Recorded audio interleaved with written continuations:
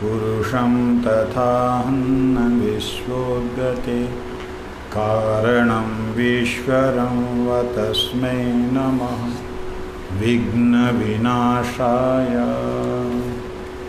ॐ तद्विष्णुः परमं पदम्।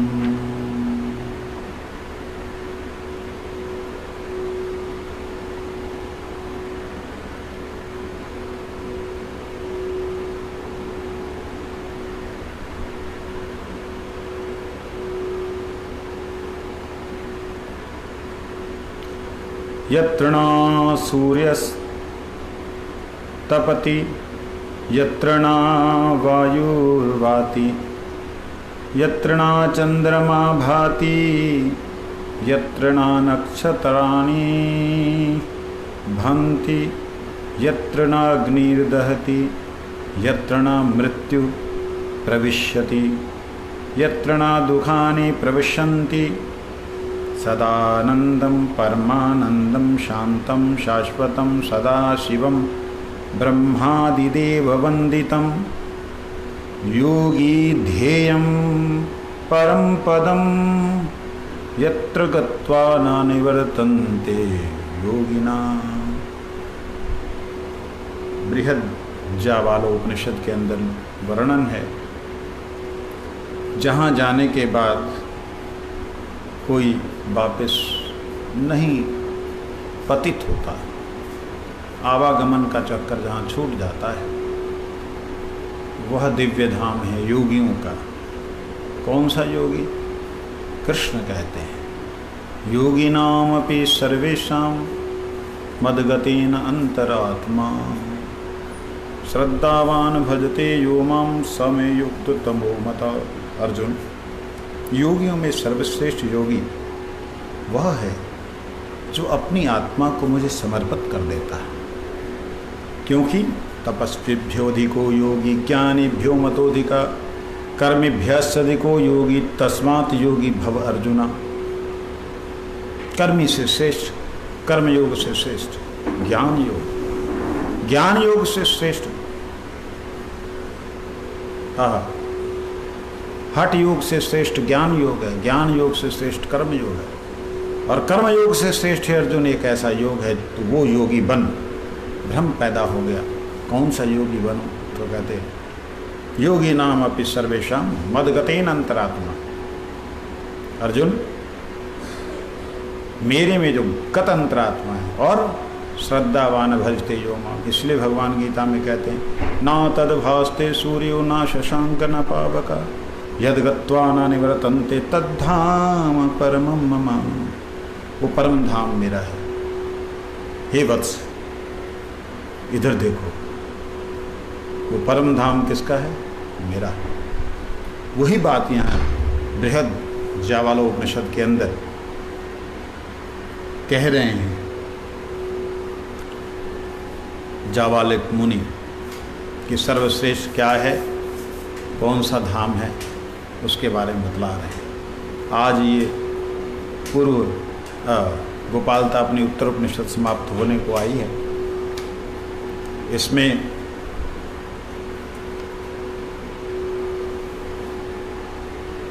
भगवत ध्यान के बाद में भगवान का मंत्रोपासना वर्णन किया गया है, और उस मंत्रोपासना के बाद में दुर्वासा ऋषि कहते हैं इस प्रकार भगवान नारायण ने अपने स्वरूप भूत ब्रह्मा को परम पवित्र गोपाल उत्तर तापनी उपनिषद सुना करके अंतर ध्यान हो गए। ठीक है, राधिके, मैंने ब्रह्मा से, ब्रह्मपुत्र सनकादिक मुनियों से तथा नारद से जो भी सुना था वैसा यहाँ वर्णन कर दिया, अब तुम घर लौट जाओ। श्री राधा रानी से ऐसा कहा, राधा रानी वापस आई। ये उपनिषद यहाँ समाप्त होती है, लेकिन वह जो मंत्र है उन मंत्रों का हम पाठ करेंगे। ओम प्राणात्मने ओम तत्सद्भूर्भुवः स्वः तस्मै वै प्राणात्मने नमो नमः। आप पढ़ सकते हैं यहाँ से पढ़ सकते हैं दूर से। ओम श्री कृष्णाय गोविंदाय गोपीजनवल्लभाय ओम तत्सत् भूर्भुवः स्वः तस्मै वै नमो नमः। ओम अपाणात्मने ओम तत्सत् भूर्भुवः स्वः तस्मै अपाणात्मने वै नमो नमः। ओम कृष्णाय प्रद्युम्नाय अनिरुद्धाय ओम तत्सद्भूर्भुवस्तस्मै वै नमो नमः। ओम वयानात्मने ओम तत्सद्भूर्भुवः स्वतस्मै वयानात्मने वै नमो नमः। ओम श्रीकृष्णाय रामाय ओम तत्सद्भूर्भुवः स्वतस्मै वै नमो नमः। ओम उदानात्मने ओम तत्सद्भूर्भुवः स्वस्तस्मै उदानात्मने वै नमो नमः। ओम कृष्णाय देवकी नंदनाय ओम तत्सद्भूर्भुवः स्वतस्मै वै नमो नमः। ओम समानात्मने ओम तत्सद्भूर्भुवः स्वतस्मै समानात्मने वै नमो नमः। ओम गोपालाय अनिरुद्धाय निजस्वरूपाय ओम तत्सत् भूर्भुवः स्वतस्मै वै नमो नमः। ओम यो असौ प्रधानात्मा गोपालः ओम तत्सत् भूर्भुवः स्वतस्मै वै नमो नमः। ओम सो आसावीन्द्रियात्मा गोपालः ओम तत्सत् भूर्भुवः स्वतस्मै वै नमो नमः। ओम यो असो भूतात्मा गोपालः ओम तत्सद्भूर्भुवः स्वतस्मै नमो नमः। ओम यो असाव उत्तम पुरुषो गोपालः ओम तत्सद्भूर्भुवः स्वतस्मै वै नमो नमः। ओम असौ सौ ओम यो सौ परब्रह्म गोपालः ओम तत्सद्भूर्भुवः स्वतस्मै वै नमो नमः। ओम सो असो सर्वभूतात्मा गोपालः ओम तत्सत् भूर्भुवः स्वतस्मै वै नमो नमः। ओम यो असो जाग्रत स्वप्न सुषुप्तिम अतित्य तुर्यातीत ओम तत्सत् भूर्भुवः स्वतस्मै वै नमो नमः। इस प्रकार से ये भगवान का जो विज्ञान घन मूर्ति है, भगवान की आनंद घन मूर्ति है, उसकी उपासना इस प्रकार से होती। वेदों में कोई भी मंत्र अगर बोला जाता है तो उसके शुरू में भी, मध्य में भी और अंत में भी जब ओम या प्रणव का उच्चारण होता है तो मंत्र महामंत्र की तरह हो जाता। गौड़ी मठ में महामंत्र हरे कृष्ण जो है, उसके पहले और आखिर में भी इसी प्रकार से ओम तत्सत् ओम हरे कृष्ण कृष्ण कृष्ण हरे हरे हरे राम राम राम हरे हरे ओम तत्सत् ओम मंत्र ये है। लेकिन हम लोग हरे कृष्ण नाम संकीर्तन के रूप में महामंत्र करते हैं, तो वेद मंत्र के रूप में नहीं करते। वेद मंत्र के रूप में करेंगे तो फिर इस प्रकार से आता है और उसको करने की कोई ज़रूरत भी नहीं। यहाँ पर भगवान क्या कहते हैं,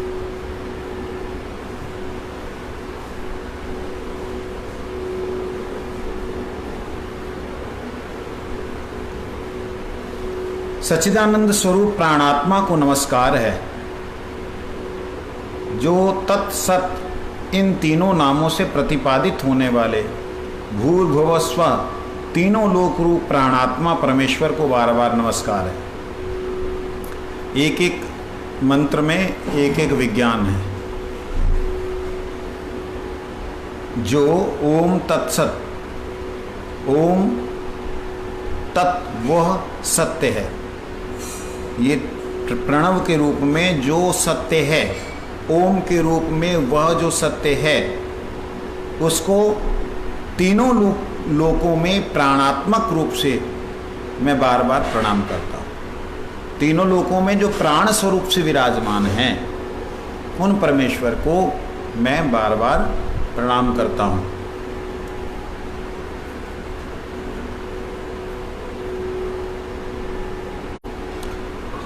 ओम सबका आकर्षण करने वाले कृष्ण, गोओं के स्वामी गोविंद, गोपी जनों के बल प्राण वल्लभ उन श्याम सुंदर को नमस्कार है। जो ओम तत्सत इन तीनों नामों से प्रतिपादित होने वाले हैं और तीनों लोकों के स्वरूप में, तीनों लोकों के रूप में प्रकट है। अच्छा, तीनों लोकों के रूप में प्रकट है। कौन? कृष्ण, गोविंद, गोपीजन वल्लभ। कृष्ण, गोविंद, गोपीजन वल्लभ। कृष्ण मदन मोहन, गोविंद जो सबके भक्तों के स्वामी, और गोपीजन वल्लभ जो उनके प्रिय हैं। एक स्वामी हैं, एक प्रिय हैं, एक जो मोहन करने वाले। तीनों लोकों के रूप में जो विद्यमान हैं, प्रकट हैं, उन्हें मैं प्रणाम करता हूँ।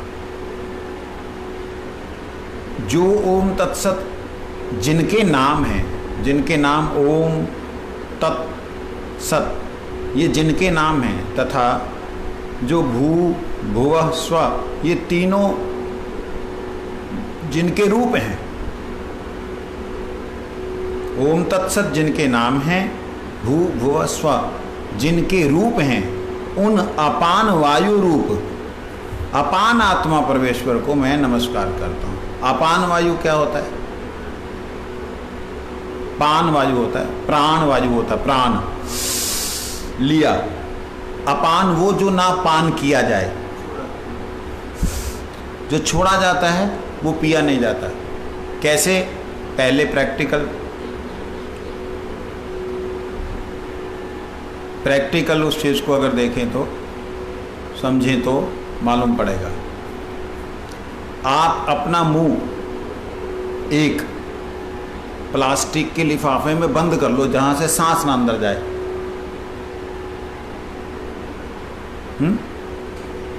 तो जो हवा छोड़ी है 1 मिनट 2 मिनट के बाद में वो हवा लेने लायक नहीं बचती। उसे कहते हैं अपान। कहते हैं जो अपान वायु स्वरूप से अपान आत्मा परमेश्वर को अपान वायु स्वरूप से जो अपान आत्मा परमेश्वर है उसको बार बार नमस्कार। ये अपान आत्मा परमेश्वर क्या हो गया? अर्थात जिसको पिया ना जा सके ऐसा परमेश्वर। हम लोग क्या वायु कितना पीते हैं? थोड़ा सा।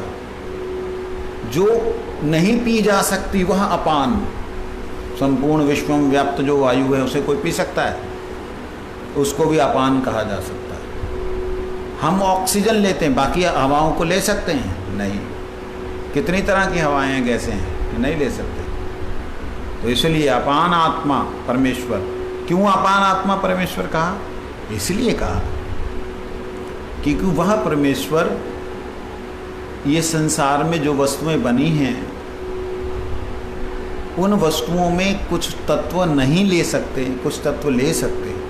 जो नहीं ले सकते वह भी उसी परमेश्वर से बने। इसलिए उस परमेश्वर को प्रणाम है जो उसमें भी व्याप्त है। उस अपान तत्व में, ना लेने वाले तत्व में भी व्याप्त है।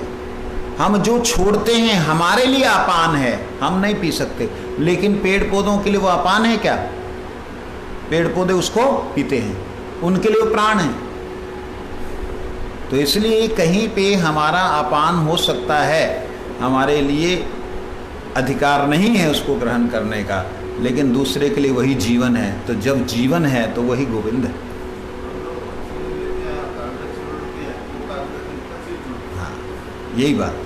तो इसीलिए अपान आत्मा परमेश्वर को प्रणाम का मतलब अपान, पहले प्राण आत्मक परमेश्वर को प्रणाम किया कि जो मेरे को मिल रहा है उस परमेश्वर को प्रणाम। प्राण के स्वरूप में जो अपान के स्वरूप में जा रहा है उस परमेश्वर को ही नमस्कार करता हूँ। क्यों? क्योंकि वह किसी ना किसी का जीवन वो भी धारण कर रहा है। देखिए ये मंत्र जो है ना बहुत सिद्ध मंत्र है, क्योंकि ये मंत्र जो है ऋषियों ने प्रकट किए, और ऋषि लोग कोई ऐसी चीज नहीं बकते, ऐसे ही नहीं कुछ बोल देते। ये चीज कहते ओम तत्सत, इन तीनों नामों से कहे जाने वाले भूर्भुव स्वः स्वरूप उन कृष्ण, प्रद्युम्न, अनिरुद्ध को बार बार नमस्कार है।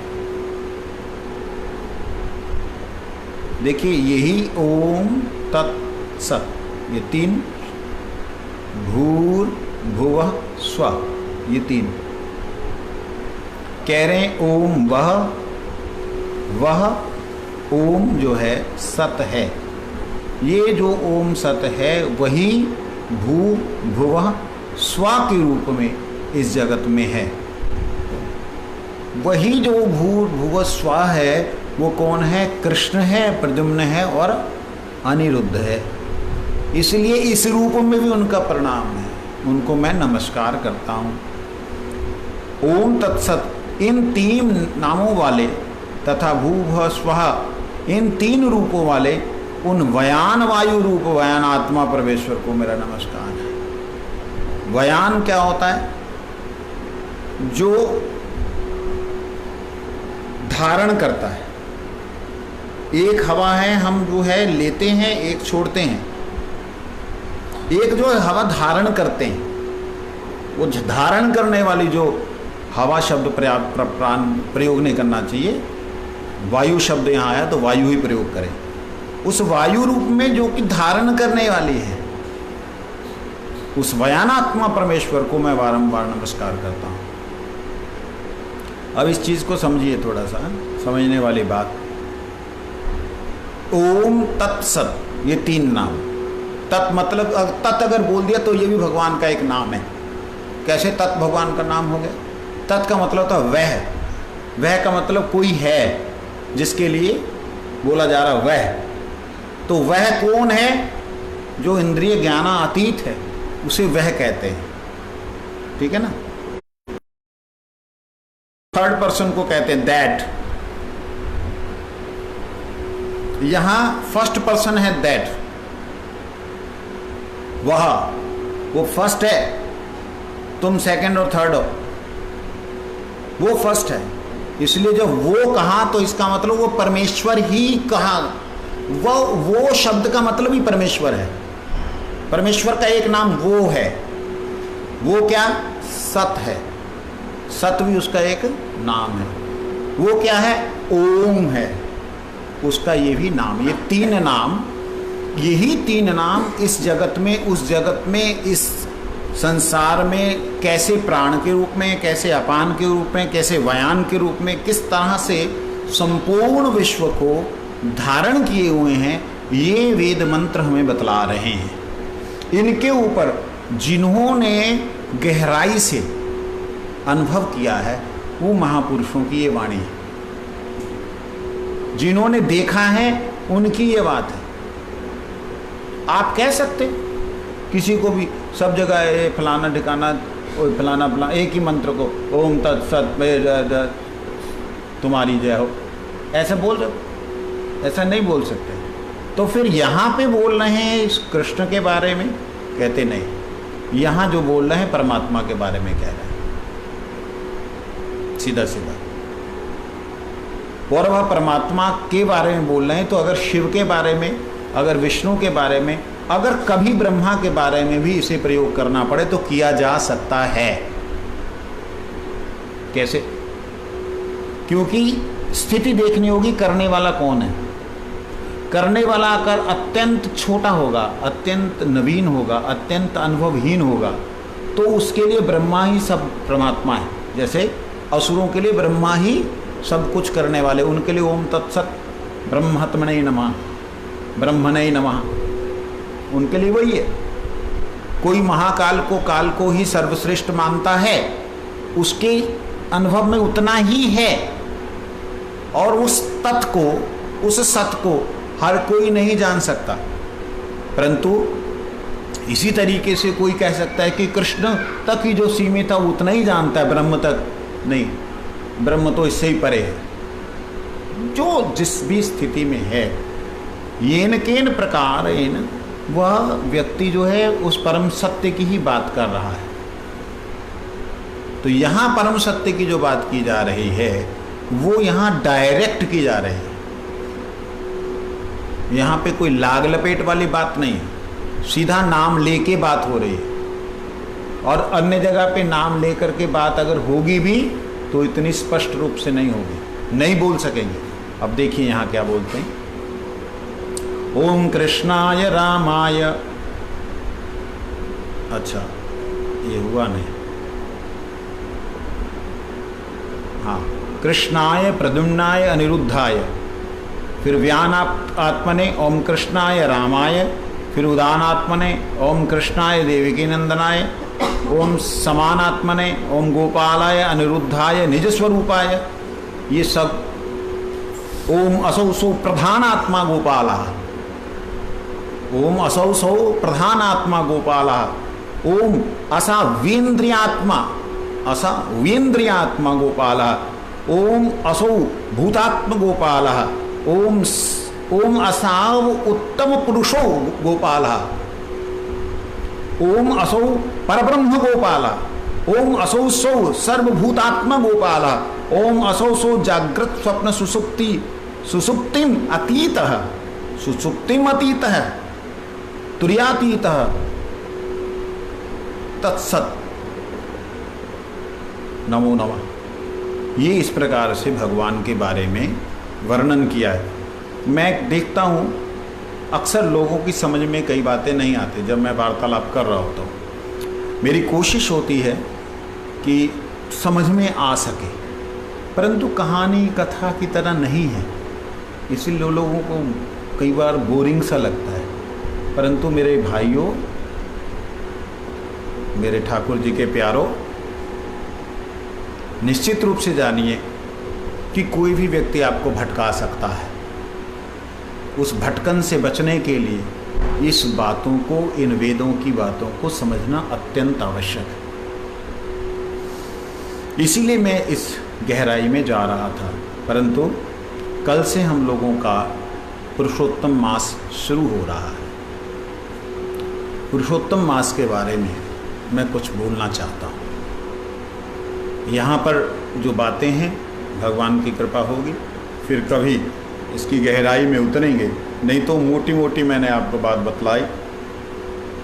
अन्य अन्य जगहों पे जब इसी मंत्र का ओम असौ, जैसे ओम तत्सत भूर्भुवः स्वः तस्मै वै नमो नमः, इस प्रकार से जब बोला जाता है ओम प्राण आत्मने ओम तत्सत भूर्भुवः स्वः तस्मै वै प्राण आत्मने नमः, इस प्रकार से वेद मंत्र जब बोले जाते तो ये देवों के लिए भी प्रयोग होते हैं और कहीं कहीं देवियों के लिए प्रयोग होते हैं, वो दूसरे ढंग से होते हैं। या देवी सर्वभूतेषु शक्ति रूपेण संस्थिता नमस्तस्ते नमस्तस्ते नमस्तस्ते नमो नमः, देवी के लिए ऐसे प्रयोग होते हैं, देवताओं के लिए इस प्रकार से प्रयोग होते हैं। लेकिन कहीं भी डायरेक्टली उस अधिदेव को सीधा लेकर के नाम नहीं प्रयोग होते। यहाँ कृष्ण के लिए हो रहे हैं। वेदों में इस प्रकार से कृष्ण के अलावा किसी को डायरेक्टली नाम लेकर के नहीं बोला गया है। सिर्फ ब्रह्म बोला गया, आत्मा बोला गया, ईश्वर बोला गया। जहाँ पे ये सीधा नाम लेके बोला जा रहा है, इसका मतलब ये है कि वह ब्रह्म, वो आत्मा, वह ईश्वर जहाँ जाके अपनी ईशिता, अपना ब्रह्मत्व भूल जाएं, परब्रह्म में, परमेश्वर में स्थित हो जाएं, उस परमेश्वर की बात हो रही है, उस परमात्मा में स्थित हो जाएं। देखिए, आत्मा, ब्रह्म, ईश्वर, ये सारे के सारे तीनों के तीनों वाच्य आत्माओं के लिए है। इनको आत्मा के लिए भी प्रयोग कर सकते हैं, इनको परमात्मा के लिए भी प्रयोग कर सकते हैं। परंतु जहाँ डायरेक्टली परमात्मा के लिए प्रयोग किए गए हैं, तो वहाँ इन तीनों का उपयोग किस प्रकार से लिया जाएगा? ये फिर जीव के लिए होंगे ना। जहां पर आत्मा ना बोल करके परमात्मा बोला गया तो वहां आत्मा शब्द का प्रयोग किसके लिए होना चाहिए? जीव के लिए। सिंपल। जहां पे परब्रह्म शब्द का प्रयोग किया गया वहां पर ब्रह्म शब्द का प्रयोग किसके लिए होना चाहिए? जीव। जहां पे परमेश्वर शब्द का प्रयोग हुआ वहां पर ईश्वर शब्द किसके लिए प्रयोग होगा? जीव या विशिष्ट जीव। जीव या विशिष्ट जीव। विशिष्ट जीव का मतलब क्या होता है? विशिष्ट जीव का मतलब होता है, खोल लीजिए, कोई टेंशन नहीं, इधर बैठ जाओ, सांस बंद ना हो जाए, खोल लो।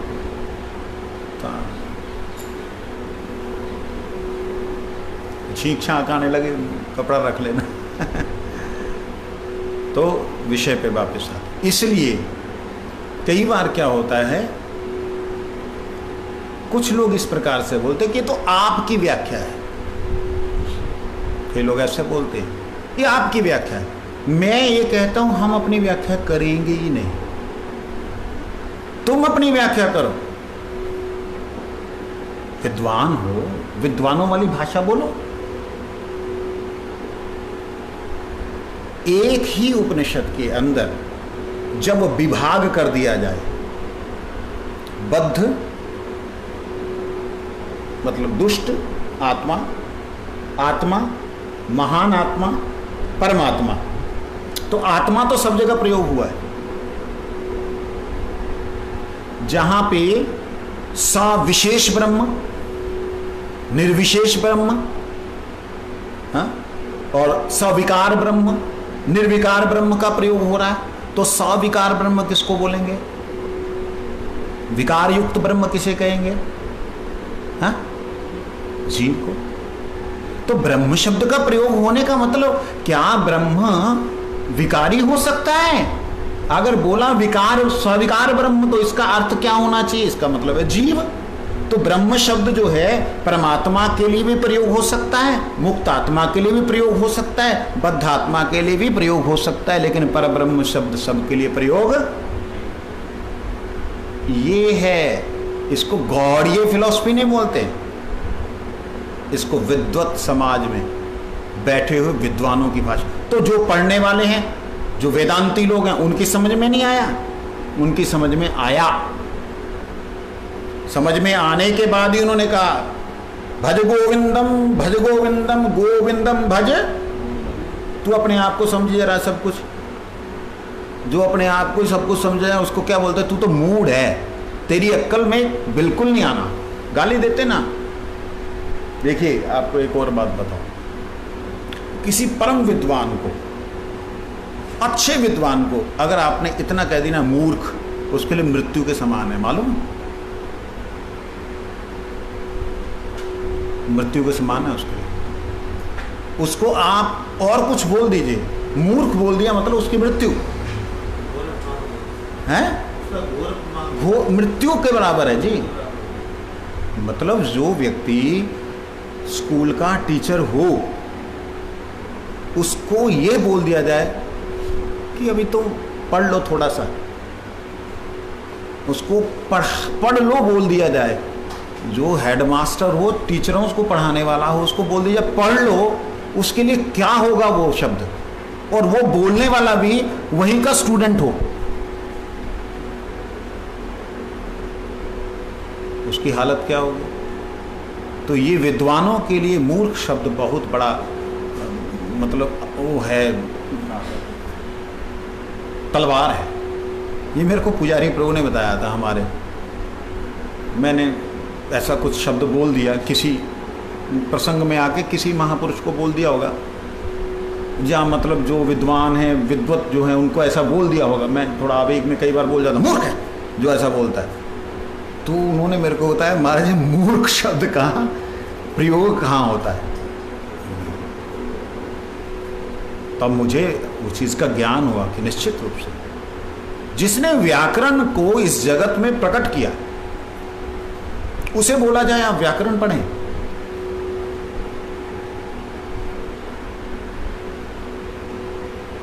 जिन विद्वानों की सभा में, अब देखिए मैं छोटा सा एक उदाहरण देता हूँ, नाम नहीं बोलूँगा उन महापुरुष का, मैं उन्हें दिल से सम्मान करता हूँ, श्रद्धा करता हूँ। अपने मार्ग में सिद्ध महापुरुष हैं और वास्तविकता में एक सिद्ध, अपने मार्ग में सिद्ध अवस्था में है। उनसे मेरा तर्क हुआ एक बार, बहुत नाम है उनका, महामंडलेश्वर है वो।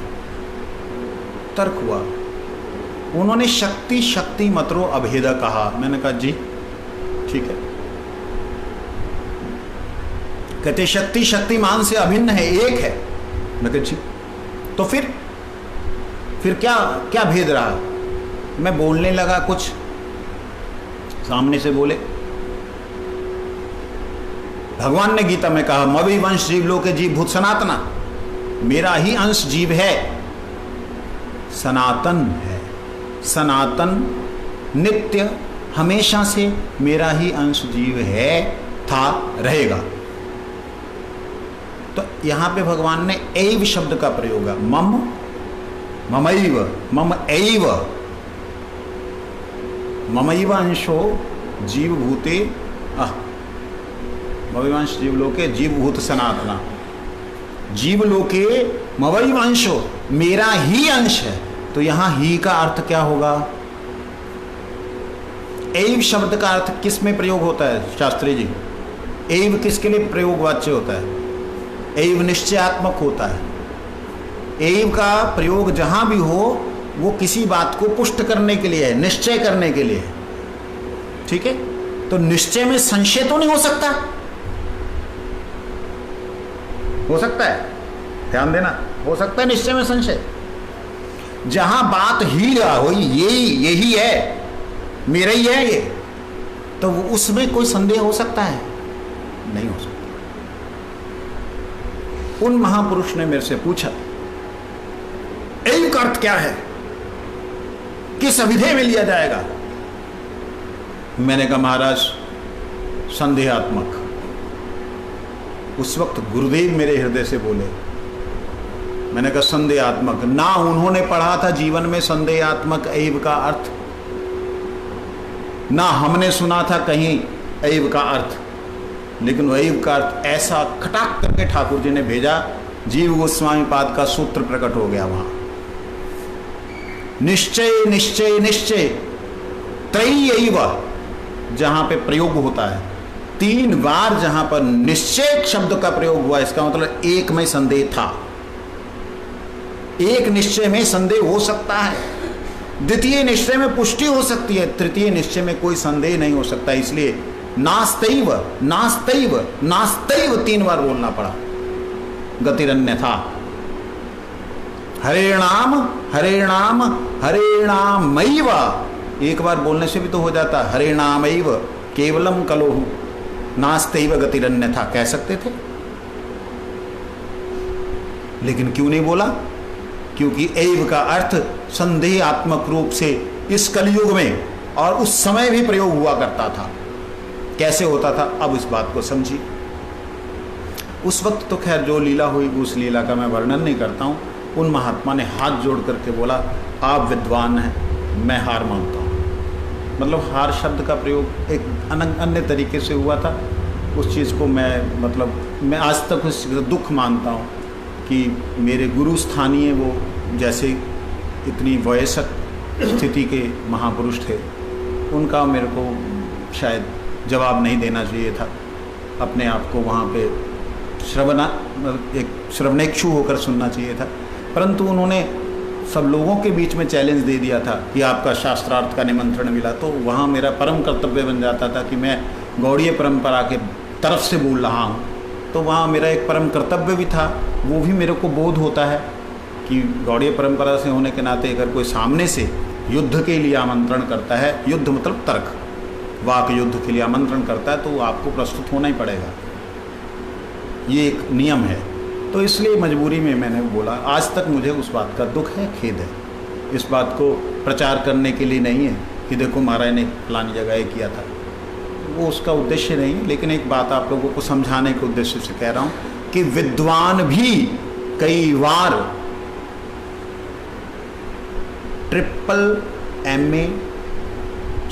PhD संस्कृत में की हुई है उन महापुरुष ने, PhD संस्कृत। परंतु मैंने क्या वहां प्रमाण देना था महाराज? त्वा समक्षः अत्र बहुभक्ता आगच्छतः, आपके सामने बहुत भक्त आए हुए हैं। उन भक्तों में से किसी से आपने पूछा कस्य पुत्रः, किसका पुत्र है? वो सामने से बोलता त्वमैव पुत्रः, गुरुदेव आपका ही है। हाँ हाँ, कस्य पुत्रः, किसका पुत्र है? गुरुदेव त्वमैव पुत्रः। अरे हम पूछ रहे हैं किसका पुत्र है, तो सामने वाले को क्या जवाब देना चाहिए? आपकी कृपा से, त्वाम कृपया हमको ये पुत्र जो है मिला है। तो वहां पे आपकी कृपा ही कारण है पुत्र का। तो कृपा कारण वहां पे होने के नाते पुत्र किसका हुआ? जिनकी कृपा है। लेकिन वास्तविकता में क्या ये बात सत्य है? प्रैक्टिकली माता पिता ना हो तो खाली कृपा से पुत्र हो जाएगा? नहीं होगा। इसलिए माता पिता तो वही होंगे जो हैं, लेकिन यहां एव गुरु जी के लिए प्रयोग हो रहा है। इसका मतलब निश्चित ही आपकी कृपा से हम लोगों को ये पुत्र रत्न प्राप्त हुआ। ऐसे ही श्री कृष्ण गीता में कह रहे हैं, श्री कृष्ण गीता में कह रहे हैं ऐसे, ममैव अंशो जीवलोके जीवभूत सनातना, मेरा ही अंश है। तो यहां ही डायरेक्ट नहीं है। क्यों? इतस्तु अन्या विद्धि प्रकृति में पराम, मेरी परा प्रकृति का अंश है जीवभूतम महाबाहो येदम धार्य जगत। मेरी परा प्रकृति, मेरी शक्ति का अंश है, इसलिए मेरा ही अंश है। यहाँ ही संदेहात्मक, यहाँ ही संशयात्मक, जहाँ ही निश्चयात्मक नहीं माना जाएगा। तो इसलिए जगह को, स्थान को देख करके एक ही शब्द के बहुत से अर्थ प्रकाशित होते हैं। उन महापुरुषों को भी मालूम है कृष्ण से परे कोई तत्व नहीं है। आदि गुरु शंकराचार्य ने जब कह दिया कृष्णात् किमपि किमपि पर तत्वम अहम ना जाने, कृष्ण से कोई परे और तत्व है मैं नहीं जानता। आदि गुरु शंकराचार्य कोई आम आदमी नहीं, साक्षात शंकर के अवतार वो कह रहे हैं, और ब्रह्मा के अवतार स्वयं ब्रह्मा जी कह रहे हैं। अब ये नारायण भगवान कह रहे हैं। इसके बाद भी कोई बचता है? कोई ऋषि, कोई मुनि, वो अपने मत को बोल सकते हैं, लेकिन ऋषि मुनियों से ऊपर, जो ऋषि मुनियों के पिता हैं ब्रह्मा, जो योगियों के गुरु हैं आदि योगी, जो सारी सृष्टि के आदि कारण हैं नारायण, जब वो बोल रहे हैं कि कृष्ण से श्रेष्ठ ना कुछ था, ना है और ना होगा, वही आदि अनादि गोविंद हैं, तो उन्हें सबको स्वीकार करना चाहिए। लेकिन किसी की रुचि नहीं है तो उसको जबरदस्ती नहीं है। उदाहरण के लिए प्रधानमंत्री मान लो सबके लिए एक जैसा भाव लेकर के आया हो, लेकिन किसी की उसके जो ड्राइवरों के अंदर में कोई एक ड्राइवर के साथ में लगाने की आदत पड़ जाए, तो वो प्रधानमंत्री से मिलना चाहेगा? वो कहेगा तू प्रधानमंत्री मेरे ही है, ले। उसके लिए वही सब कुछ है। उसके लिए प्रधान ठीक है, तू उठा के जाता है, मैं ही चला रहा हूँ, ऐसा सोच रहा हूँ। ऐसे नशेड़ी लोगों के लिए, ऐसे तथाकथित ज्ञानियों के लिए जो मत जहाँ है भैया तुम ठीक हो, हमें ठीक रहने दो, इतना ही बोलते हुए तो गोपाल उत्तरता अपने उपनिषद अथर्ववेद की उपनिषद को हम प्रणाम करते हैं।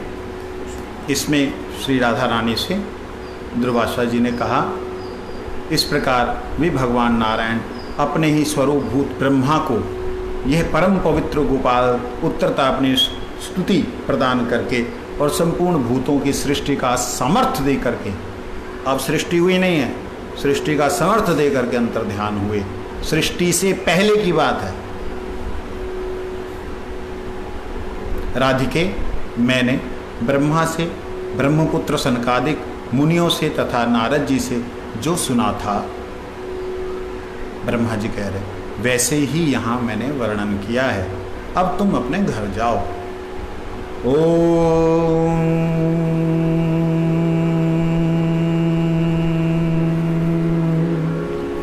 भद्रं कर्णेभिः शृणुयाम देवा भद्रं पश्येम यत्र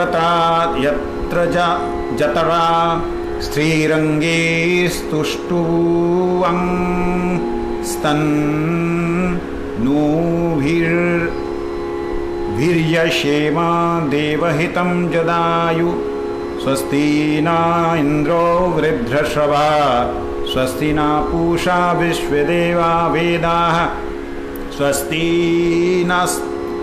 नस्त्रक्षरयो अरिष्टनेमि स्वस्ति नो बृहस्पतिर्दधातु। ओम शांति शांति शांति ही ओम। कल को हम लोगों को मेरे ख्याल से मेरे समझ में शायद ये पहला चातुर्मास्य है जब से मैं मठ में आया हूँ 30 साल में, जो कि बिल्कुल कार्तिक के नज़दीक आया है। पुरुषोत्तम मास जो है कार्तिक के बिल्कुल साथ लगा हुआ आया है। ये मेरी होश में पहला है। ये बड़ा भाग्य है कि कुछ लोग लॉकडाउन के चक्कर में यहाँ फंस गए। पुरुषोत्तम मास का समय कल से है और ऐसा सौभाग्य बहुत कम मिलता है जब साक्षात पुरुषोत्तम भगवान हमारे सामने विराजमान है। यूं तो पुरुषोत्तम जगन्नाथ जी को लोग कहते हैं, लेकिन यहाँ पर जगन्नाथ तो प्रतिबंधित हैं कुछ लोगों के लिए, कुछ जीवों के लिए, परंतु गिरिराज जी किसी के लिए प्रतिबंधित नहीं हैं। गिरिराज जी से श्रेष्ठ और पुरुषोत्तम मैं नहीं जानता हूँ कि कोई होगा। जगन्नाथ भी बंधित है, जगन्नाथ के भी हाथ जो हैं भक्तों के लिए पसारे हैं। अब भक्तों को गले लगाने में उनको भी तकलीफ होती है, लेकिन गिरिराज जी तो चारों तरफ से जिधर से भी कोई भी व्यक्ति राधे राधे कर दे, बाबा ले भोग लगाए ले खाए ले, गिरिराज जी तो चारों तरफ से लेते हैं देते हैं। सहस्त्र शीर्षा पुरुषा सहस्त्राक्ष, यही तो है वो स्वरूप जो हजारों मुख हैं, हजारों आँखें हैं, हजारों हाथ हैं। जो ये वेद मंत्र है यही तो वो स्वरूप है। कोई और है विश्व के अंदर ऐसा रूप कि किसी भी जगह से आप इसे 21 किलोमीटर के अंदर से किसी भी इंच के अंदर से भी अगर आप भोग लगा रहे हैं तो वो पूर्ण रूप से वहाँ प्रकट होके खा रहे हैं। उनके हाथ पैर नाक मुंह वहाँ पे पूर्ण रूप से है। ऐसा विराट स्वरूप, ऐसा दयामय स्वरूप, ऐसा पुरुषोत्तम स्वरूप किसी के भाग्य में बड़ा ही दुर्लभ से मिलता है पुरुषोत्तम मास में। तो हम सबका बड़ा सौभाग्य है कि कल से हम लोग गिरिराज जी की सेवा में जाएंगे और गिरिराज जी की गोद में बैठ करके 8 बजे तक हरि कथा श्रवण करेंगे। सुबह जो है ठीक यहाँ से 6:15 बजे निकलना है। उससे पहले आप सब ने नहा लेना है। मंगला आरती में आप सब लोग गड़बड़ी करते हो, आते हो, लेकिन फिर उसके बाद रात को देरी तुम लोगों की होती है। कुछ वीडियोज़ वगैरह में आप लोग सेवा करते हो गुरु जी की, वैष्णवों की, इसलिए मैं उसके लिए मना नहीं करता। लेकिन मेरा ये निवेदन है कि हो सके तो इस महीने में आप लोग ये सब बातों को थोड़ा सा सेकेंडरी कर दीजिए। रात को जल्दी सो जाइए, सवेरे 99% हो सके तो मंगला आरती से पहले नहा लीजिए। अगर नहीं हो सकता 5:30 बजे से लेकर के आपके पास में 6:14, याद रखो क्या, 6:14 तक 44 मिनट्स आपको मिल रहे हैं नहाने धोने और तिलक लगाने के लिए।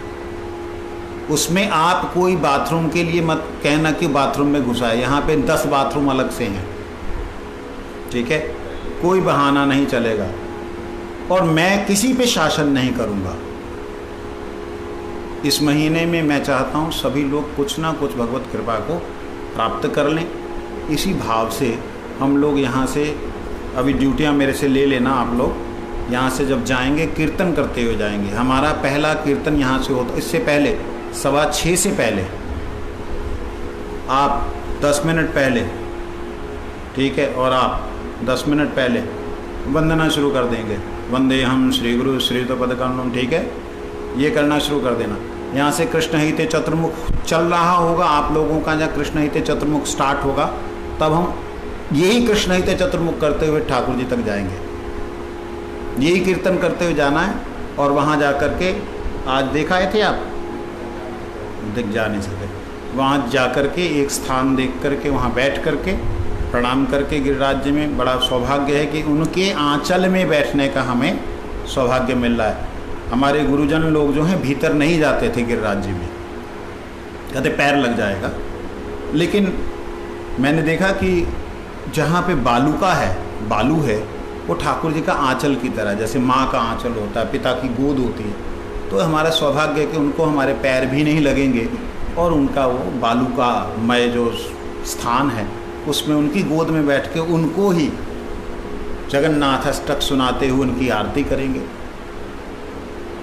गोवर्धन वास प्रार्थना जो है वो सुनाते हुए उनके सामने प्रार्थना करेंगे। ब्रह्मस्तव जो है ब्रह्म संगीता वो सुनाते हुए उनको उनके गोविंद की, उनके स्तुति जो ब्रह्मा जी ने की थी वह उनको सुनाएंगे। ये हमारा बड़ा परम सौभाग्य है। सिर्फ 1.5-2 घंटे के अंदर सारी लीला जो है होगी, परंतु इसमें कोई मिस ना करे, ये मेरी प्रार्थना है। रात को ही अपनी सेवाएं पूरी कर लीजिए। जो बर्तन सेवा है रात को ही पूरी कर लीजिए, अगले दिन किसी के लिए छोड़ने की कोई ज़रूरत नहीं। सुबह जैसे ही आरती ख़त्म होती तुम तो पहले स्नान कर लेते हो, तैयार हो जाओ।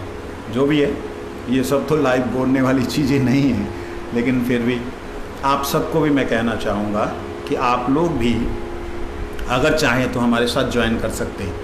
हम लोग ये वंदना और कृष्ण हिते चतुर्मुख को तो लाइव नहीं करेंगे, लेकिन हाँ वहाँ गिरिराज जी पहुँचने के बाद मैंने वो बोला है किसी बच्चे को कि वो आज जो है डाल देगा शेड्यूल, तो उस शेड्यूल के अनुसार आपको लाइव गिरिराज जी की सेवा में गिरिराज जी के दर्शन, लाइव दर्शन होंगे।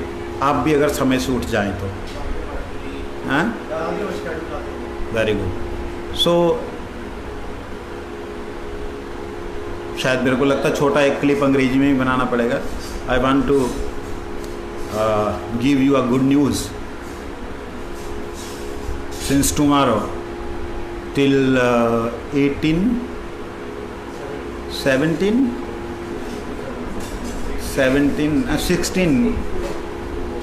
October, September, October, till 16 October we will held here Purushottam Mass, and by the grace of Gurudev, this is first time in my life. Also, I never heard or any Guru Varga they did like that which is came in my mind, and we are trying to please our great Giriraj ji. So we will try to worship him by remembering Adi Guru Shankaracharya Jagannath Ashtak, then by remembering our Raghunath Das Goswami Stava Govardhan Vas Pratna Stava, and also we will perform their Aarti and other things, and I will try to make arrangement for the translation also. Maybe someone can translate the same time, means in one place we will speak about in Hindi, and another channel like Tirtha Govardhan that can be like translated in English. Who will translate? I don't know. Tomorrow we'll see what is happening. Jai Radhe Shyam. रुक जाओ।